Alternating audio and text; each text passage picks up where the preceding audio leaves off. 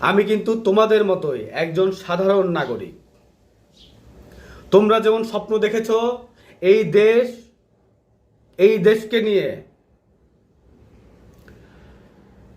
আমরা আমাদের ভবিষ্যৎ প্রজন্মকে নিয়ে স্বপ্ন দেখি, এই দেশকে নিয়ে স্বপ্ন দেখি। এই দেশ একদিন চাঁদাবাজ মুক্ত হবে, এই দেশ একদিন অর্থ পাচারকারী থাকবে না, এই দেশে একদিন ঘুষ থাকবে না, এই দেশে বৈষম্য থাকবে না, এই দেশে সুশাসন প্রতিষ্ঠিত হবে, এই দেশে আইনের শাসন প্রতিষ্ঠিত হবে, এই দেশে কোনো সন্ত্রাস চাঁদাবাজ কারোর স্থায়ী হবে না, এই দেশে কোনো স্বৈরশাসক ভবিষ্যতে আসবে না, এই দেশে কোনো স্বাধীনতা বিরোধী, দেশ বিরোধী কেউ এই দেশে থাকবে না।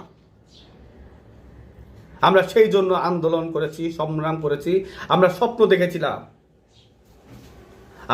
দেখেছিলাম এদেশ একদিন শান্তি প্রতিষ্ঠিত হবে। প্রিয় শিক্ষার্থী ভাই বোনেরা, তোমরা ভেবেছিলে তোমরা পরিবারের দায়িত্ব নিবে, তোমরা ভেবেছিলে তোমরা এই দেশকে, এই দেশের ভবিষ্যতে তোমরা নেতৃত্ব দিবে, এই দেশকে তোমরা নিজ হাতে গড়ে তুলবে।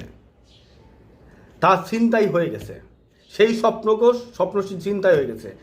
তারা ক্ষমতায় বসেছে, তারা সেই স্বপ্ন চিন্তাই করেছে। তারা জনগণের স্বপ্নকে তারা মূল্যায়ন করে না, তারা এদেশের শিক্ষার্থী তরুণ প্রজন্মকে তারা মূল্যায়ন করে না। এই দেশের শিক্ষা ব্যবস্থাকে ধ্বংস করে দিয়েছে, এদেশের শিক্ষা ব্যবস্থাকে ধ্বংস করে দিয়েছে।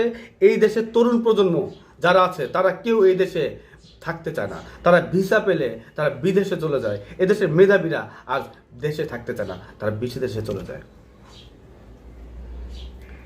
এদেশের জনগণকে কখনোই, এদেশের যারা শাসক ক্ষমতায় ছিল ব্যর্থ শাসক, তারা ব্যর্থ শাসক ছিল, তারা কখনো জনগণকে নৈতিকতা, ধর্মীয় মূল্যবোধ, সুশিক্ষায় সুশিক্ষিত করে